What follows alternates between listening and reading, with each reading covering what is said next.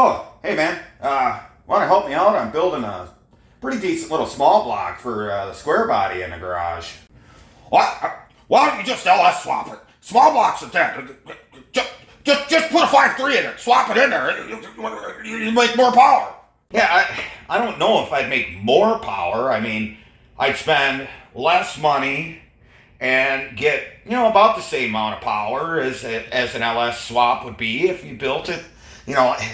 It kind of, the small block's the better deal. No, the small block is not the better deal. The LS is the only engine ever made. Everything before that was just a dream. In fact,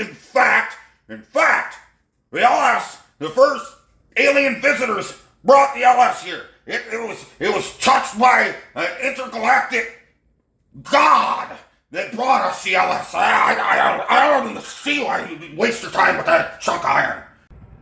Well, first of all, I think you missed your blood pressure medication today. And second of all, I mean, yes, LS engines are good for a lot of things. They're cheap, they got a strong bottom end. You can turbo the bananas out of them, but it still costs money to swap it into something that already had a small block. And, to build them to equal power small block LS, it's going to cost you more for the LS. That's kind of why I'm doing this. No, absolutely not. How dare you ever say that the LS would be a less than power machine? You just go to any junkyard and you pick one up and you put it in a truck with duct tape and race fuel and American flags and bald eagles. Damn it!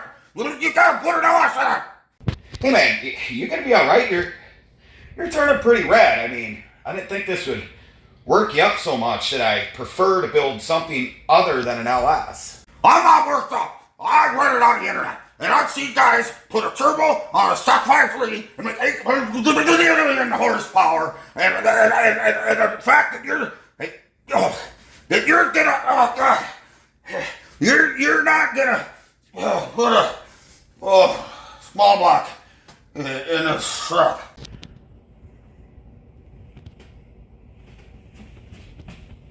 You alright? Well, seeing as you're down there, I'm gonna go build that small block, so you have fun.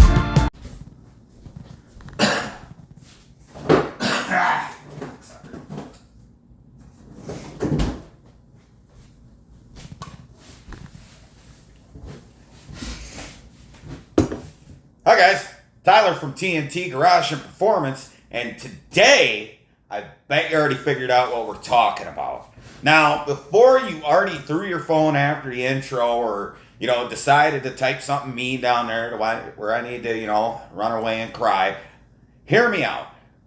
The point of this video isn't to decry the legend that is the LS motor. What I'm trying to do is educate people on why you might be further ahead to go ahead and skip that junkyard hunt for the LS and just build a small block.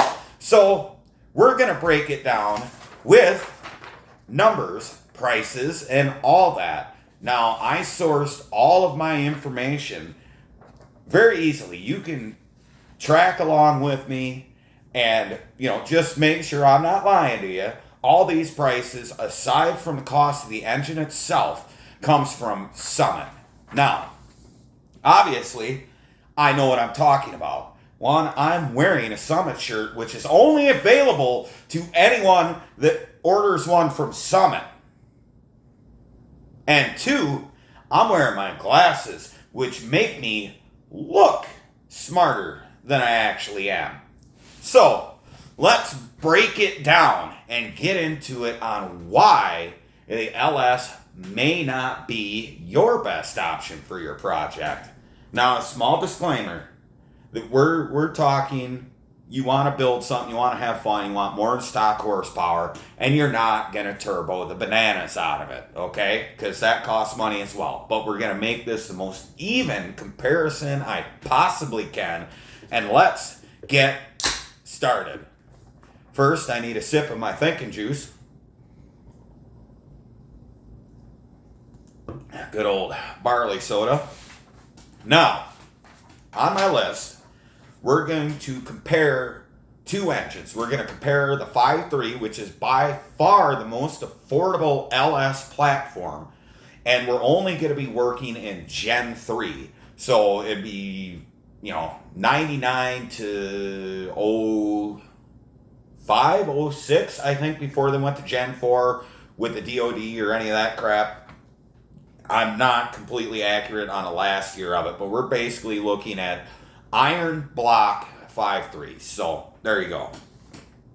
And on the other side of things, we're going to be talking a factory roller small block, which from 87 up, but we're going to focus on the L31, which is a Vortec from 96 to question mark, whenever they quit putting them in vans. So let's talk basic engine specs. So the 5.3 has a compression ratio of 9.6 to 1, came with 285 horse and 325 foot-pounds of torque in the early 2000s. The L31 5.7 liter 354 tech, was 9.2 to 1, a little lower on compression, not by much, but was rated at 255 horsepower and 330 foot-pounds of torque. So, as far as difference of driving each engine stock, the 350 is going to be punchier on the low end if you're talking the same gears through a 4L60. It's going to feel quicker up to 20, 30 mile an hour, and then the 5.3 is going to start walking away from it. So now that we got that out of the way, let's talk price of just getting the engine. So, through my research, junkyards, Facebook Marketplace, and all that, the average price for a not windowed block 5.3 is around $350. Now, I'm going to try and keep track of the prices of all this so you can see them go. We're going to do LS on my left, small block on my right, so $350 for a 5.3. It probably running, no major issues. You don't need a ton of machine work, any of that. Same goes for the small block. Now, any roller engine, 87 up, it pretty much everywhere you look, you're going to be right around $500. So yes, the small block is going to cost you more. Why? I don't know, because there's just as many roller camp small blocks as there are 5.3s. So don't ask me why they're more expensive. They just is. So now you're going to take those engines, and for sake of comparison, and yes, I know as soon as I say this, you guys are all going to go, well, at LS, you can just bolt parts on and drive it. Right, you could do the same with a good small block, but we're going to go, take it apart, we're going to re-ring it at the very minimum and work our way up. So, to do an overhaul on an LS, you're going to strip it down to short block, because we're not going to use the heads on either engine. And some people might say, well, the LS heads flow this and they flow that. And yes, that's great. But you're actually going to be inhibited by even an L92 or LS3 head versus what I have listed here, because we're going to build these to about the same power level and just show you what it takes. So we're going to take the LS stock heads out of the equation because there's better heads for a good price that'll give the LS an advantage in itself. So, to rebuild both engines, for an LS, we're talking rings, bearings, gaskets, everything. You don't need push rods, any of that crap, yada, yada, yada. $674. Through Summit, Clevite components, if I remember right, I did this list a while ago. Now, for a small block, you can get an off-the-shelf one for about $300. I'm not going to use that price because I'm basing all of these numbers off of how I built the 350 in my son's truck. So I used better components as far as bearings and everything, cam bearings and all that, along with ARP rod bolts and ARP hardware for the heads and all that. So we're going to go $610. So $674, $610 respectively per engine to rebuild it. So we have a short block now. All right. Got to put something in that short block to make the valves work. So we're going to go to Comp Cams through Summit and spec us a couple cams. Now, for the LS, I spec'd a cam that was around, if I remember right, it was like 550 lift, maybe a little less. It was definitely like a 225 duration at 50 on a 114 lobe separation angle. Fairly decent cam. Small-ish by LS standards, but we're also talking something that's going to go in a street vehicle. Say, just a little higher than stock converter, maybe a manual, something like that. That, you're not gonna get crazy with. It's gonna have a lot of power, be a lot of fun, but you want to drive it. So that cam is $516 for the LS, and that's pretty much the base price all LS cams. Now, into the small block, and we're talking a factory roller cam replacement, not a retrofit, because retrofit requires different lifters with the bar between them to keep them straight. We're talking a factory roller. That's why I chose that engine. The cam in the truck I chose was a 110 lobe separation angle, 230 at 50 duration, and it's 500 lift. So that was $400. So that's a $100 difference between the two. So now that we got the cam in it, what we need to do, we need to put heads on it. So where will I always go to find heads? And I cannot give this company enough credit for building a great performance head for really a bargain, and you're not getting a bargain head for the price. You're getting a great high quality head. So we're going to go to AFR or Airflow Research, and we're going to look at their Enforcer line. Now, they offer an Enforcer 210cc intake runner LS head that very good specs. The flow numbers on it at 500 lift are 265 on the intake, 199 on the exhaust. At 600 or 268, 207 with a max lift of 600 without changing springs, stuff like that. And an RPM range up to 6,500 that they will support as they are assembled with those springs, yada, yada, yada. 20216 valves, of course. The AFR 195s for the small block, the specs on those, of course, 195cc inlet runner, and flow at 500 lift is 250 on the intake, 186 on the exhaust, so a few numbers less than the LS, not a lot, honestly. And at 600 lift, they start catching up to the LS heads at 260 and 197, same max lift and same rev range. Again, 20216s. So good heads on both engines, some of the best stuff you can get when you're not necessarily on a budget, but you really want a good head for what you worked hard for to get that money. So, what is the price on a set of heads? Well, on the small block, it's $1,188, which is actually quite good for a pair of aluminum heads. On the LS, it's $1,251, so they're running in the same ballpark for an excellent set of heads on both engines that'll really help your bottom line when it comes to horsepower. And those Enforcers, I guarantee, are better than an LS3 head. Now, you got the heads on it. Now what? Well, you need to put an intake on it. Okay, so on the LS, to use an Edelbrock Performer intake to put a 4-barrel on it, and I should have said this earlier, like even down the board, we're going to carburet them. For an Edelbrock Performer intake for an LS engine is $388. That's Mopar prices. That is crazy expensive for an intake. And we'll get into the fuel injection stuff as we go after we get through this preliminary comparison. So $388 for an intake for an LS. Now the intake on the small block, I went with a higher price intake because I was originally going to run Vortec heads.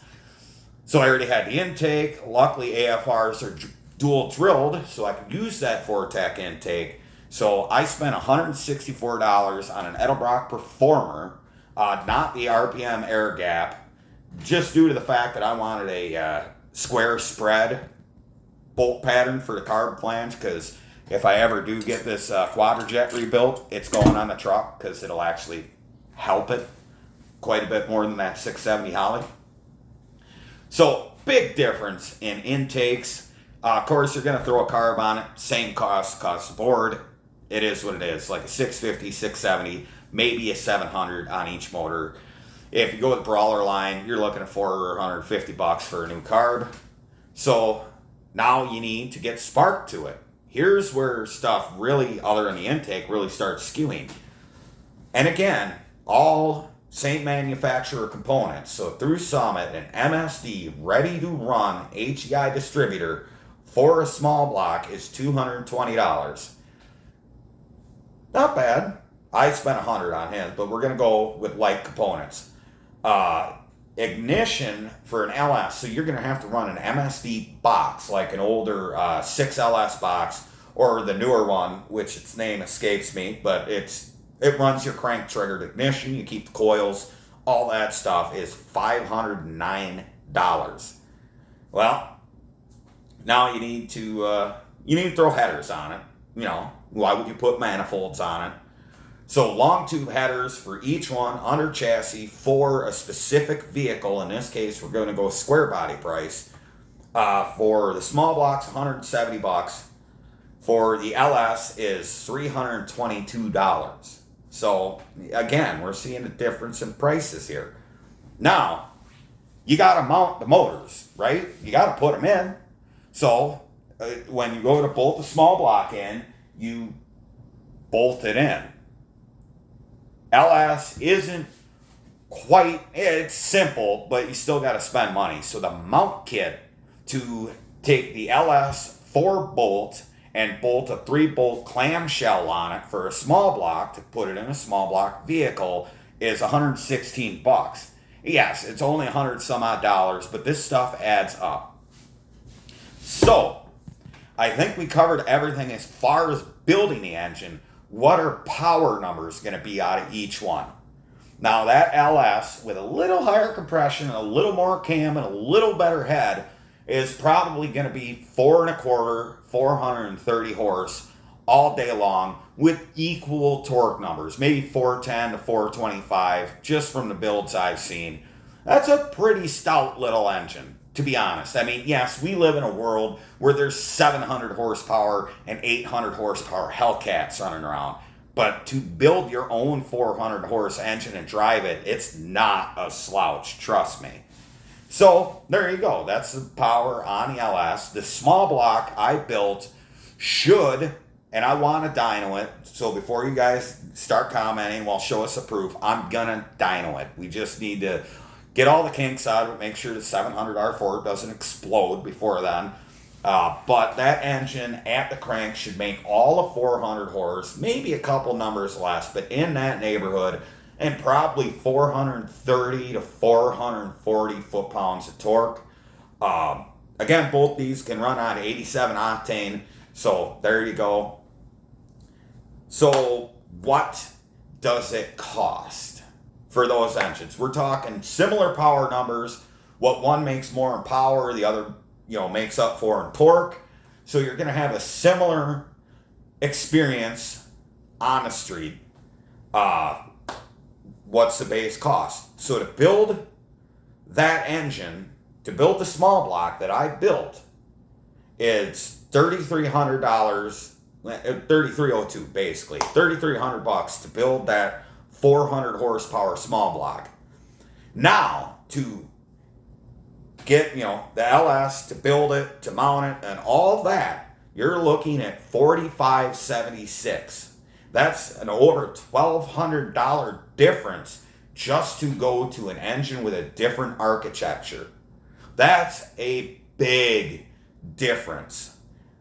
And there's only one advantage to the LS in this case. And the fact is the LS does have the better bottom end. Now, when I talk about bottom ends, we're talking about how the crank sits in the block, the makeup of the bottom of the block, the rods, and everything. So the small block is a 2-bolt main, an iron crank, and has the same style rods as the LS. The LS is effectively a 6-bolt main. So 4 main bolts, and then they're side bolted in a skirted block. It is very strong. It's not going to flex, and it will hold up to very high horsepower numbers. In this case, it's a little irrelevant, but it's still a big win in the LS as far as future build capability. Now, the rods in the LS, of course, crank and everything's good. Both engines utilize a sintered metal rod or powdered metal. It's not a casting. They don't pour molten metal into a cast and make them that way. They take powdered metal and compress it into the form of a rod. It's much like forging, and they're actually quite strong. In fact, the powdered metal rods in an L31 are stronger than the old vaunted pink connecting rods that GM offered. The only difference between the two, other than measurements, of course, is the LS is a cracked style cap, so they cast it and crack the end, and the small block is a machined end. So a little difference in machining if you got to resize them. It all comes out in the end. But yes, the LS has a better bottom end. But for what we're talking, still a $1,200 difference is a lot. Now, say if you wanted to just, I'm going to keep it fuel injected, put it in, yada, yada, yada. If you're going to rebuild it, because I could buy a $500 350 to do the same thing. So, if you were, instead of carbureting it, fuel injecting it, you're still spending the same money. Because added on to the price of that 5.3, you're going to have harness, computer, fuel pump, yada, yada, yada, yada, and a lot more work to get it running, if you're not as savvy as wiring with others. So, it's still such a huge leap to get to an LS in something that wasn't originally LS powered, okay? So, obviously no one in their right mind is going to take a 4th Gen F body, a late 4th Gen F body, or a C5 Corvette or something like that and put a small block in it, obviously. But if you already have a small block powered vehicle, you are much further ahead to build a good small block. And you're going to be much happier with the project. You're not going to be spending more money. You're going to have more money for other stuff, like putting exhaust on it or something like that. And small blocks are cool again, honestly. So there you have those two numbers. Now, we're going to put everything into perspective, and we're going to throw a wrench in this.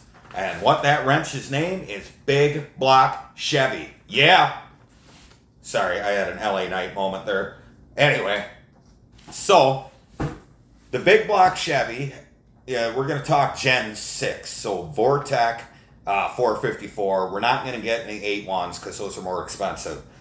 So compression ratio of about 8.2 to 1. You can pick up a decent 454 for about $650, so you're above and beyond everyone else. The horsepower rating on them was abysmal, 290 horse and 410 foot-pounds of torque. Now, let's break it down into building one. So, to rebuild a big block is, I'd put it the same as a small block, just using better components and such. There's, the number I have written down, like I found an actually good Clevite re-ring kit for $268, so I suppose I'll use that price. So we got to put a cam in that big block, which was like a 600 something lift, 230 duration on a 110, fairly aggressive cam. The cam comes in at more than an LS cam at $522. The heads, which these heads are pretty good because AFR, of course, makes an enforcer line for the big block, which are 335cc inlet runner. Now the flow, if you remember where the LS was, at its best flow was 268. The flow at 500 lift on the big block is 296, 239. At 600 lift is 336 and 249 with a max lift as assembled of 725 and an RPM range supporting up, wow, up to, I got too excited, up to 6,700 RPM. Now, what do those heads cost? Well, $1,728. I'll give you a minute to get back up in your chair. That is a steal for big block heads, especially aluminum heads with those kind of specs. So you got the price of the heads. We're going to throw an intake on it. Big block intakes are more expensive. So of course, Edelbrock Performer RPM, $369. Same price for the carb as the other ones. The ignition, same HEI as the small block, so $220. Headers, a little more expensive than a small block, but they come in at $209.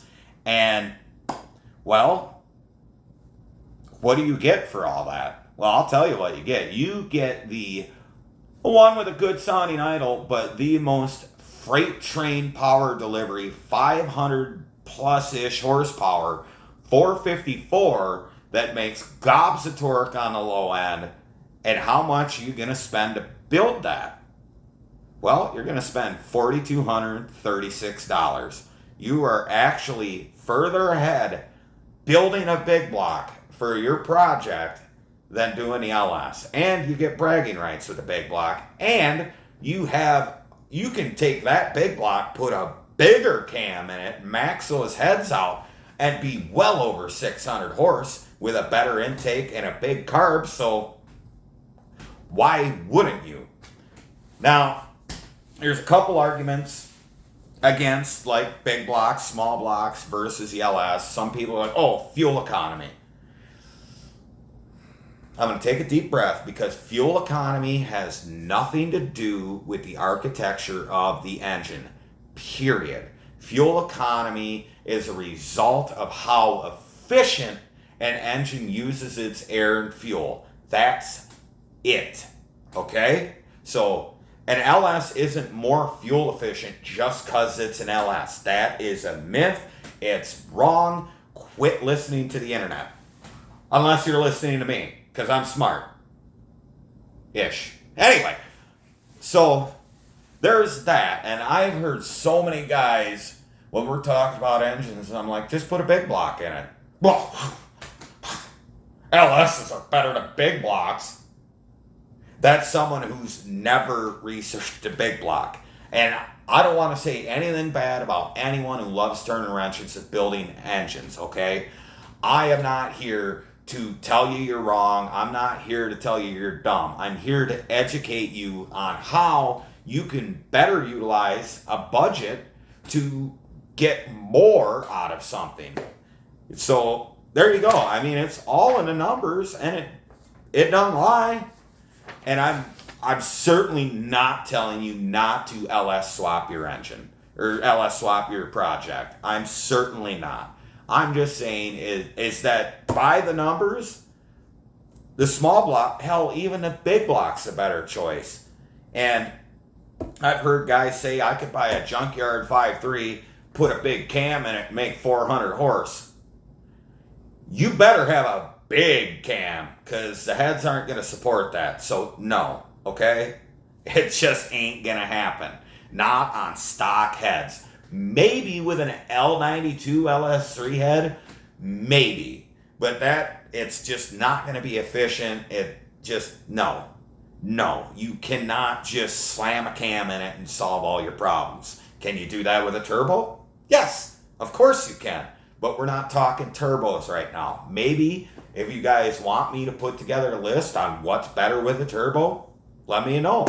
But right now, there you go. I mean, I'm showing you guys options because this era is the best time to be a hot rodder, because just in GM alone, there's 3 very, very good options to build a very fun and still mostly affordable engine for your project.